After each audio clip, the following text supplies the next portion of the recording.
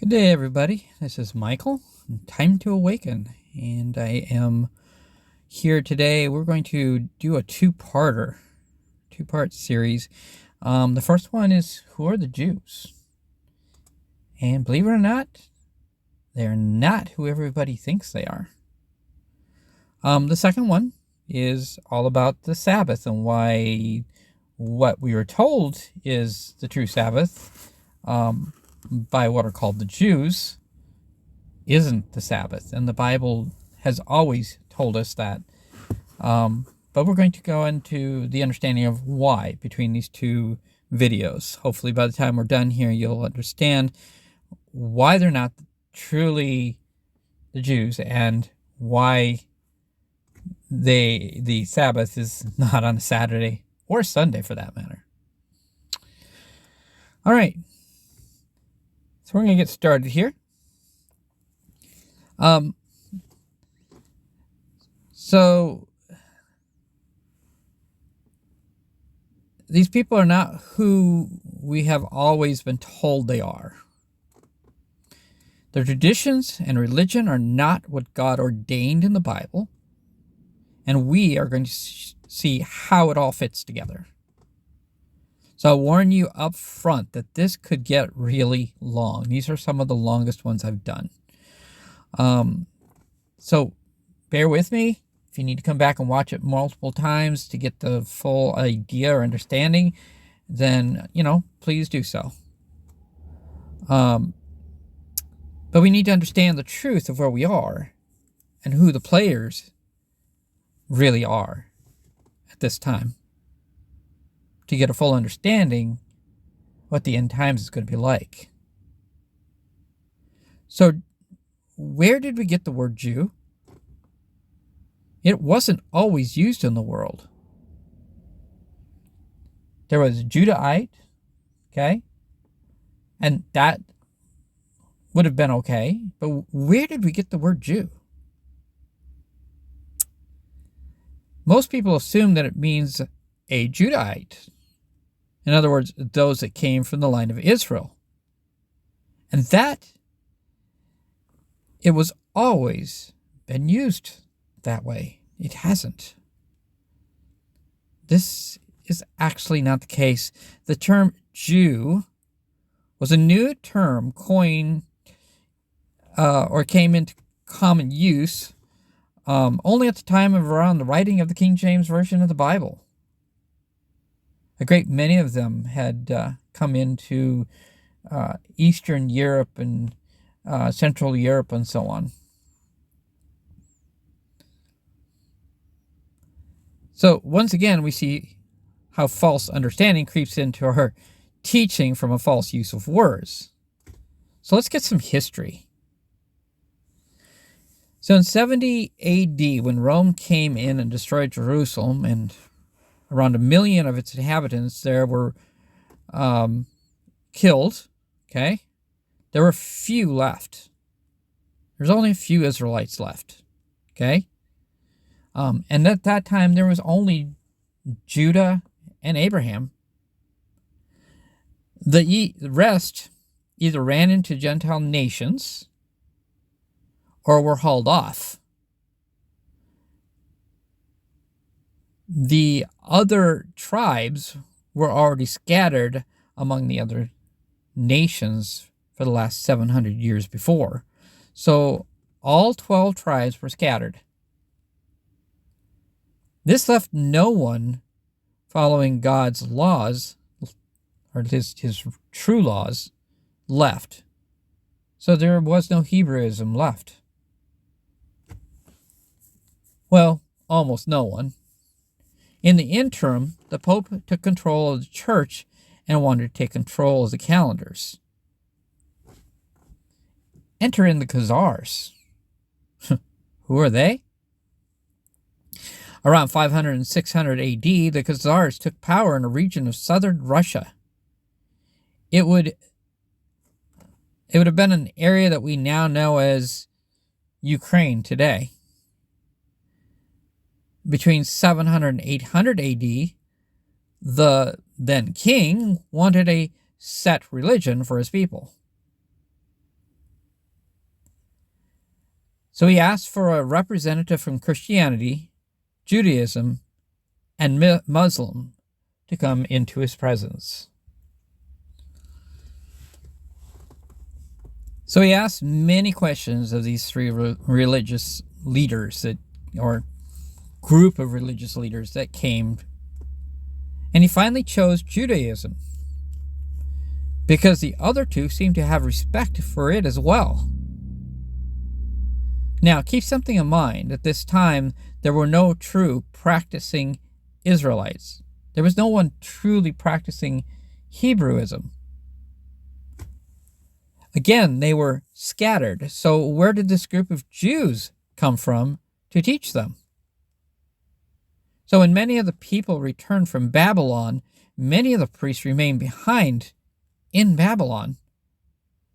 They incorporated themselves into society, having married Babylonian wives and accepting their many customs, laws, Sabbaths, and calendars. These are the priests that gave them the law and taught them how to live like a Jew. Judaism. So they follow a religion called Judaism, which is an offshoot of the true Hebrew religion of the Israelites, with an inception of the laws, calendars, etc., from the Babylonians. So who were these Khazars? History tells us over and over again that they came out of the tribe of Esau. They came out of the land of Edom. There are some interesting connections to Esau and Edom in the Bible. These two terms are essentially synonymous.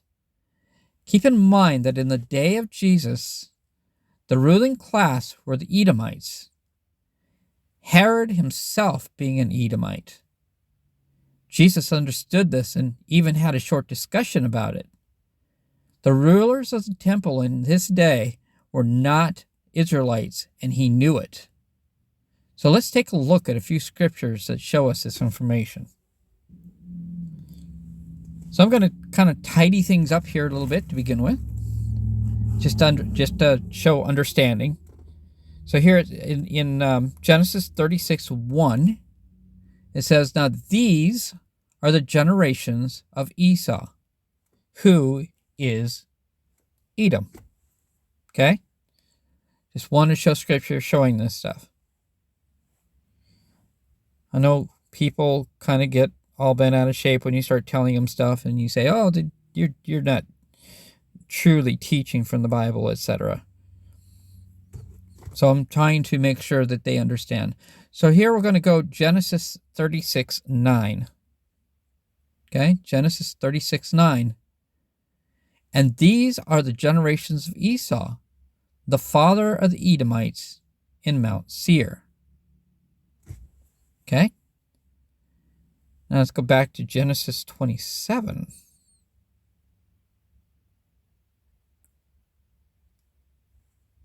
Oh, sorry.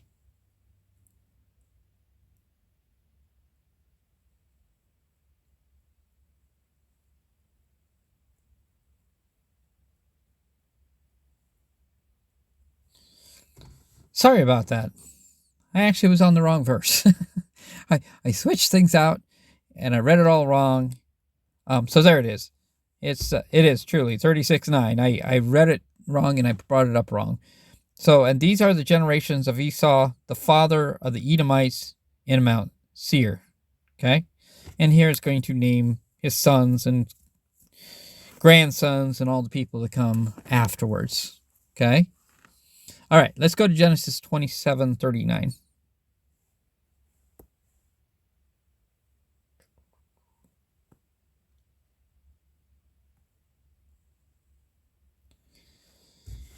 And it says, "And Isaac his father answered and said unto him, Behold, thy dwelling shall be the fatness of the earth, and of the dew of heaven from above. And by thy sword thou shalt thou live, and shalt serve thy brother. And it shall come to pass, when thou shalt have the dominion, that thou shalt break his yoke from off thy neck. All right. Let's take it a step further here. Let's take it into 41. And Esau hated Jacob because of the blessing wherewith his father blessed him. And Esau saw in his heart the days of mourning of my father, and are at hand. Then will I slay my brother Jacob. All right. So here we have the remaining blessing given to Esau after Jacob had taken the choice blessing of the firstborn. Notice at the end of this verse that he was so angry that he wanted to kill his brother. And although later they seem to have gotten over it, we still have Isaac's prophecy given to him. That prophecy says that he will live by the sword, and Jacob will rule over him for a time, but will take dominion and break the yoke from his neck. It is what we see today. And in fact, this happened before Jesus was born. Let's go to Malachi 1:3.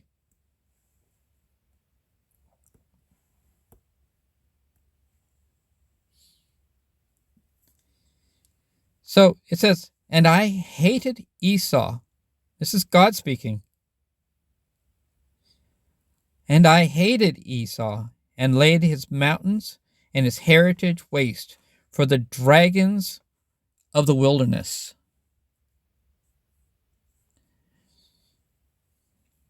Whereas Edom saith, we are impoverished, but we will return and build the desolate places, thus saith the Lord of hosts.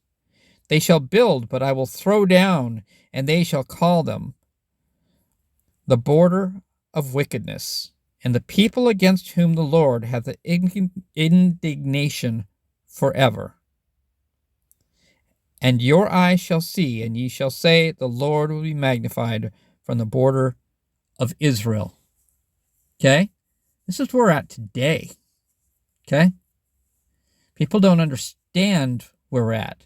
I've been saying for a long time, even with us without this understanding directly, that this was going to be a time when Israel was going to be taken back out of the land. Except it's not Israel. It's just a country called Israel. So Romans 9:13. Let's go to Romans 9:13.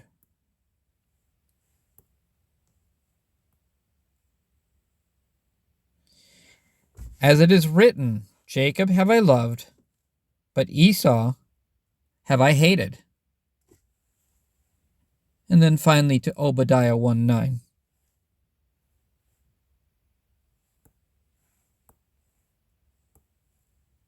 Very short book. And thy mighty men, O Teman, shall be dismayed, and to the end that every one of the mount of Esau may be cut off by slaughter. Now, I've heard teaching in the past that say Edom is already gone, that they've been destroyed. Just because they go through Scripture and they assume that this has already happened. But this is prophecy. Most of the Bible is prophecy, and I've taught that before. Almost the entire Bible is prophecy, and whatever happened before happens again. Ecclesiastes 1. What's happening now happened before. What happened before is happening now. It's clear. So it tells us in these verses that Esau was hated by God, while Jacob, being the chosen people, was loved. God tells us that in the last days Esau will be destroyed, and this mountain will be taken by the dragon. We see this throughout Scripture. We have already learned that according to Luke 21, the Jews will be killed and taken from the land. The land will need time to be rested as it is unclean because they haven't kept any of the laws of God in 70 years. And that's how we can know the time is up. Scripture also tells us that only 1/3 will remain. John 8:30.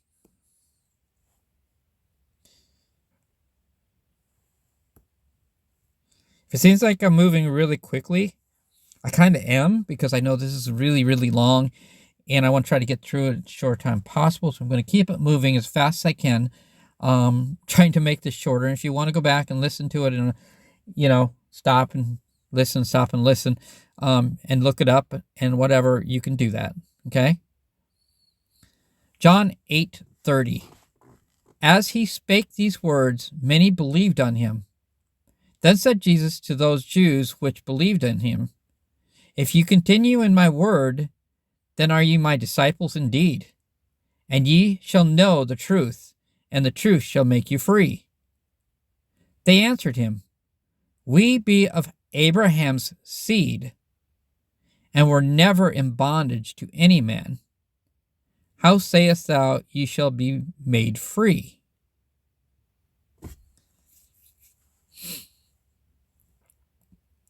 All right. We're going to go all the way over to Joshua 24:4.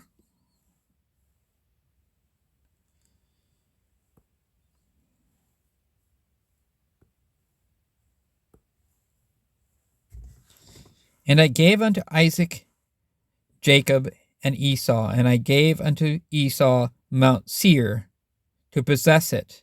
But Jacob and his children went down into Egypt.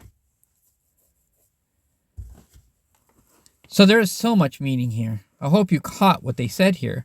Jesus says that he can make them free. Now we can understand Jesus' intent and meaning, but it is lost on these men.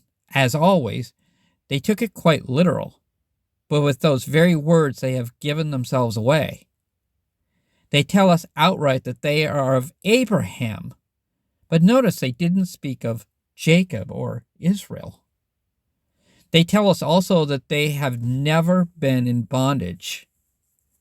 This is also true. Jesus doesn't argue this point with them, as we'll see shortly.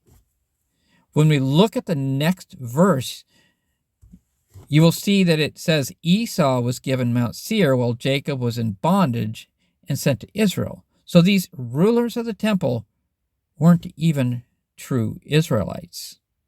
Okay? So we saw that in Joshua 24:4. Let's go to John 8:39.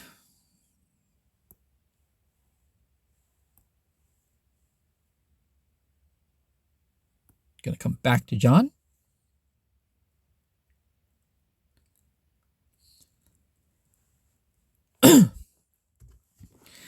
They answered and said unto him, Abraham is our father. Jesus saith unto him, If ye were Abraham's children, ye would do the works of Abraham. But now ye seek to kill me, a man that hath told you the truth, which I have heard of God. This did not Abraham. Ye do the deeds of your father. Then said they to him, We be not born of fornication. We have one Father, even God. Now this goes on, and you can read the whole synopsis of this story. But this turns into a long conversation. Jesus is trying to reach them. But in the end, Jesus says that they are of their father, the devil. They literally see no purpose in what Jesus is offering, even though he tells them that even Abraham would have known. What is interesting to me also is that not only are they the children of Edom, but Edom married the forbidden wives of Ishmael in spite of what his own father told him. All in spite of his blessing. Both of these tribes are considered rejected by God.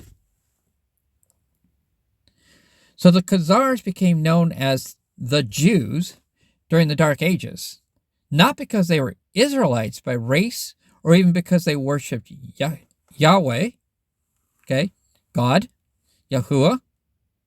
Rather, it is because they adopted the half-pagan religion, the Talmud of the Babylonian rabbis, the ones that had not gone back to Israel with Ezra and Nehemiah.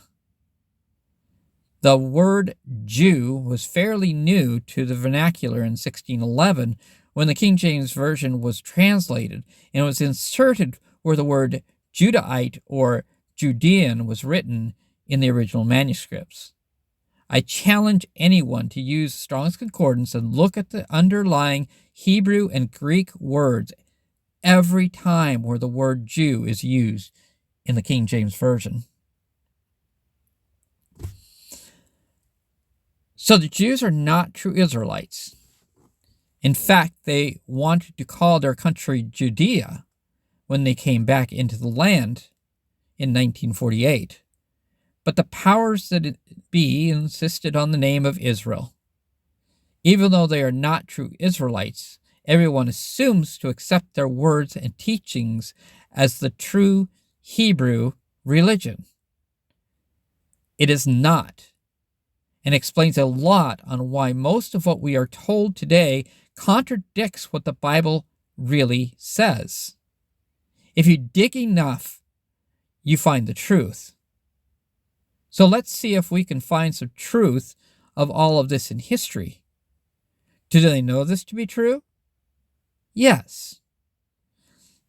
It's in the writings. Does everyone know? I can't answer that. These people, as I stated above, began to be known as the Jews since around the time of King James during the Dark Ages, around 1611. Over the years, everyone just assumed that they were part of the original tribe because of their name. When the call came to bring the Jews back into the land, no one ever questioned the validity of who they were. It is said that around 90 to 95% of those practicing today are now of Edom's line. Let's take a look at some of these examples of history. So I'm just going to read some to you. It's kind of hard to bring stuff up on the screen at this point because I didn't take photos, and I should have thought of that. So here's Parador, a most ingenious. Here's a paradox. Here's a paradox. A most ingenious paradox, an anthropological fact. Many Christians may have much more Hebrew Israelite blood in their veins than most of their Jewish neighbors. Jewish author Alfred M. Lilienthal. What Price Israel? Page 223. If this is true, where are all the true Hebrew people? What happened to all 12 tribes? Let's see what God told Abraham at the time of his covenant. Genesis 17:4. Oops. We go back to the beginning. Always to the beginning. As for me, behold, my covenant is with thee, and thou shalt be a father of many nations. Neither shall thy name any more be called Abram, but thy name shall be Abraham, for a father of many nations have I made thee. And I will make thee exceeding fruitful, and I will make nations of thee, and kings shall come out of thee. Do you see it? So many nations were blessed by the Abrahamic Jacobite line, not the Edomites, but the Jacobite line, the Jacob's line, Israel's line. Those that are in the country of Israel are not Israel. They are Edom. They're still part of Abraham, but the rejected side of Abraham for what they've done in the past. Okay? So it says, we are the children of Israel. God says that Abraham would be the father of many nations. right? God had a plan. He already knew what was going to happen. He had a plan for all of it through his son Jesus. This covenant with Abraham was technically a one-sided covenant. He knew Abraham's people were not going to be able to keep the covenant.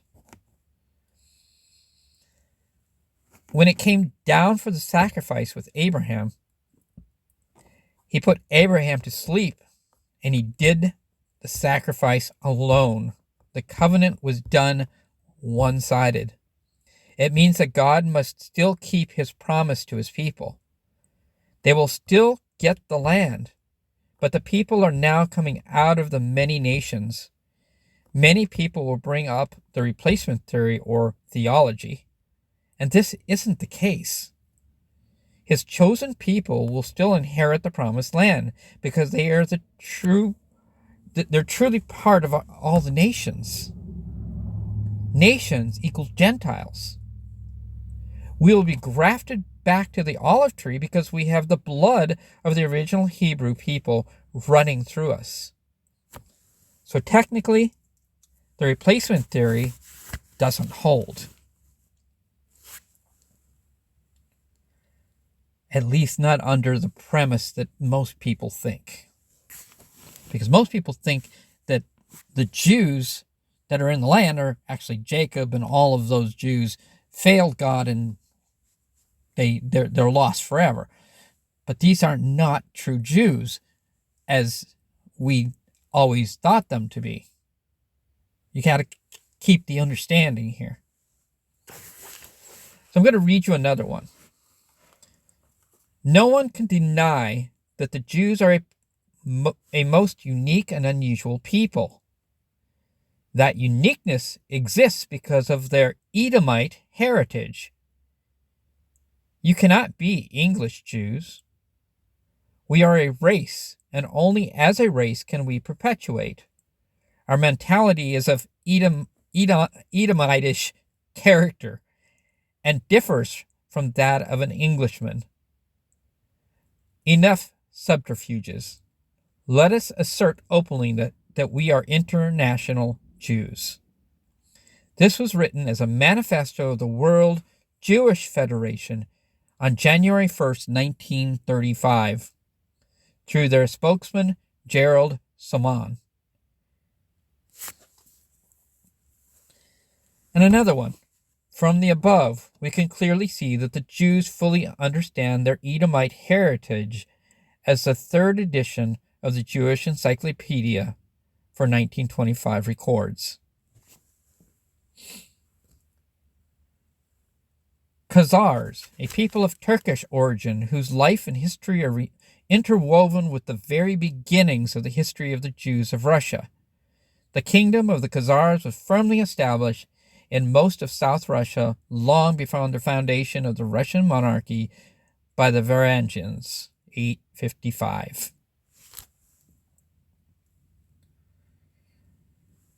Hasdi ibn Shaprut, who was foreign minister to Abd el-Rahman, Sultan of Cordova, in his letter to King Joseph of the Khazars, about 960 AD, speaks of the tradition according to which the Khazars once dealt near the Seir Mountains.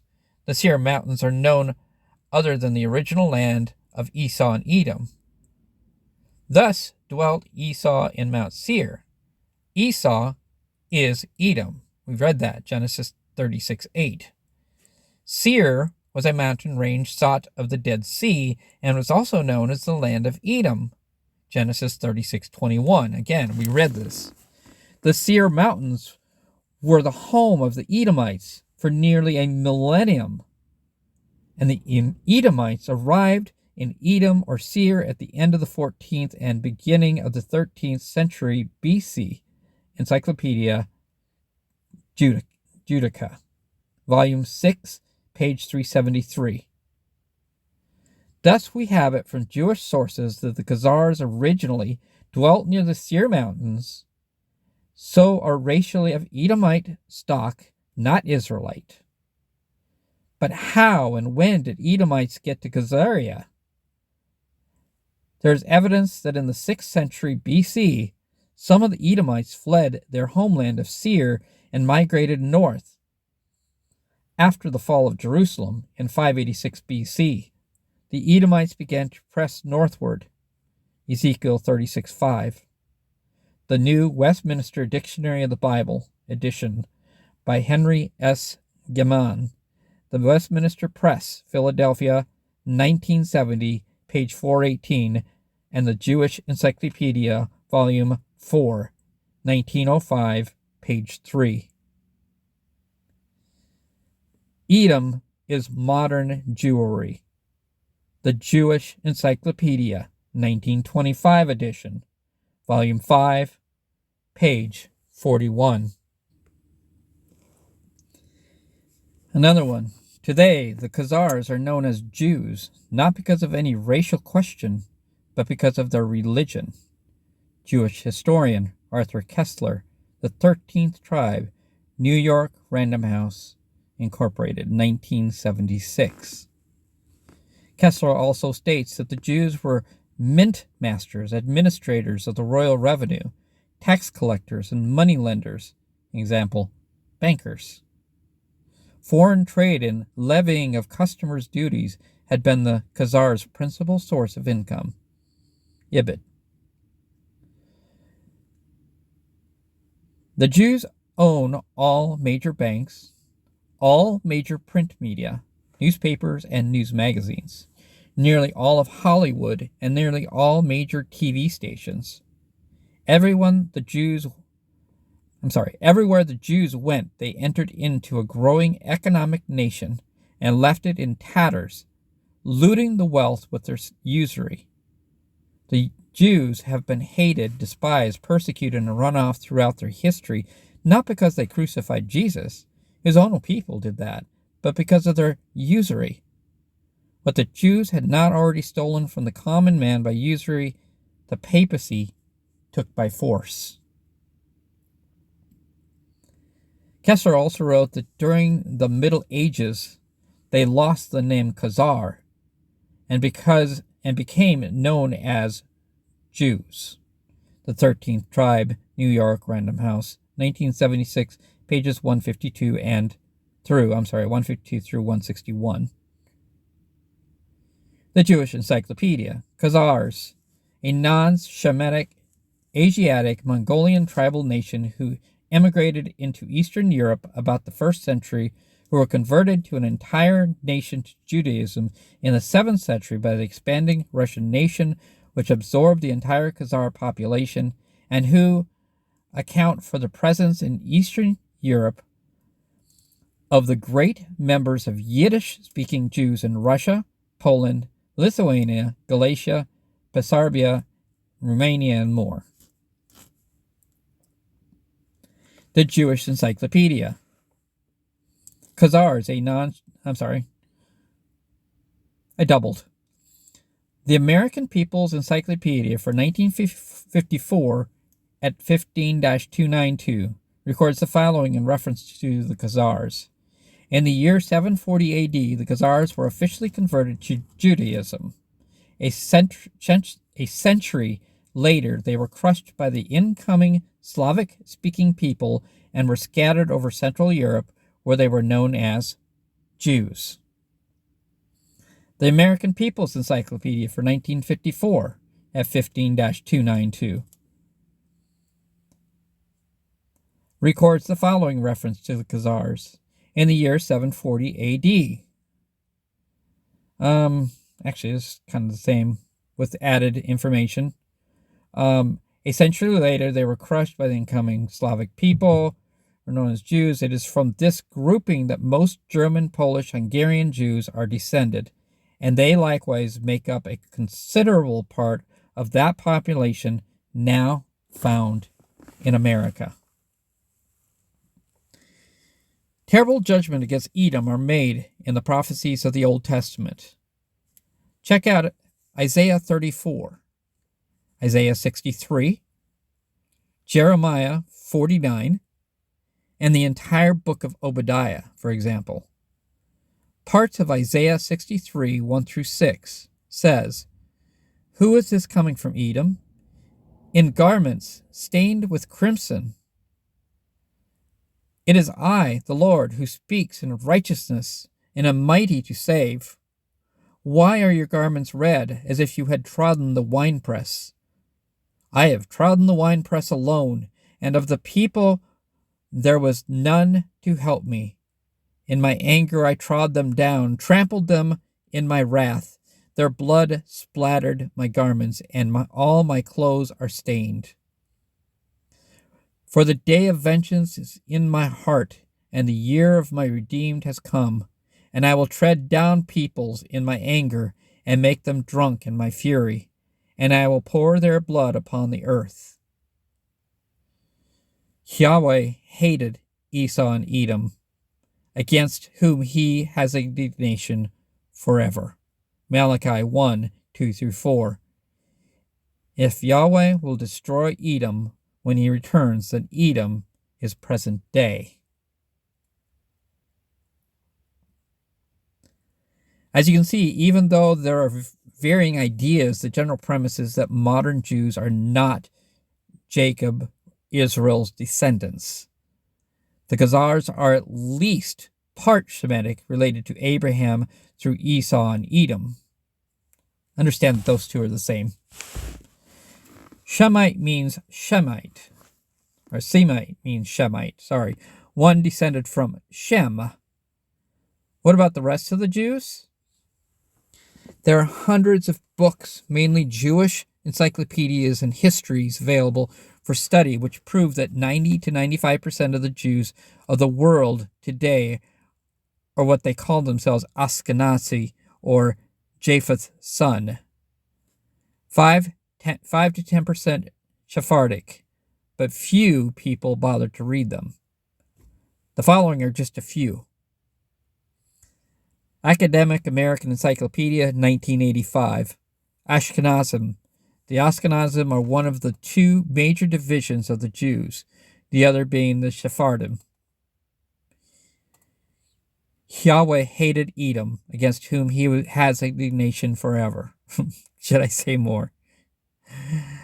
If Yahweh will destroy Edom when he returns, then Edom is present day. I believe I said that. As you can see, even though there are varying ideas, the general premise is the same.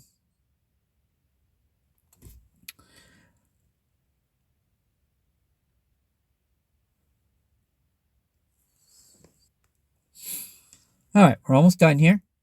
Arthur Koestler further explains why today's Jews call themselves Ashkenazi, even though they are the physical seed of Togarmah, Ashkenaz's brother. He shows that the Khazars took on the name of Ashkenaz because it was prophesied in Jeremiah 51:27 that Ashkenaz and their allies would conquer Babylon. So the Jews have no connection to Ashkenaz at all either.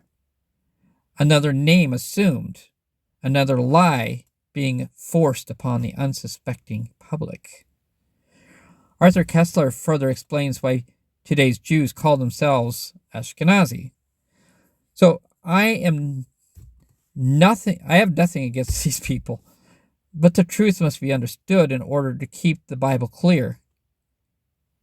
In order to understand Scripture and who all the players are, we must first realize who we are dealing with. What is interesting is that the very place in the end times where the Jews originated is the very country that is being destroyed today. What is even more interesting is that that country was once considered as a type of Israel. It was literally the breadbasket of Europe. We are all watching for an event in Israel, while the main event might already be unfolding somewhere else. From the very home of the original Jews, who are not Israel. I'm wondering if we are seeing the destruction of the original Jews as a sign of this 7-year pre-tribulation period and a mere image of what is to come, for those in Israel later. So as you can see, what we have here, and even showing in history, is that these people never were part of the true Jews. They were never part of the Hebrew religion. They were brought in under the Babylonian teachings, which gives us a good idea as we go into the second video about this as to how it is that Sabbath became part of Saturday worship. All right, so I'm going to move on to my second video, as this one has probably gotten pretty long here, and I will see you over there, hopefully, to see how that works out for us. All right, have a great day. Bye-bye.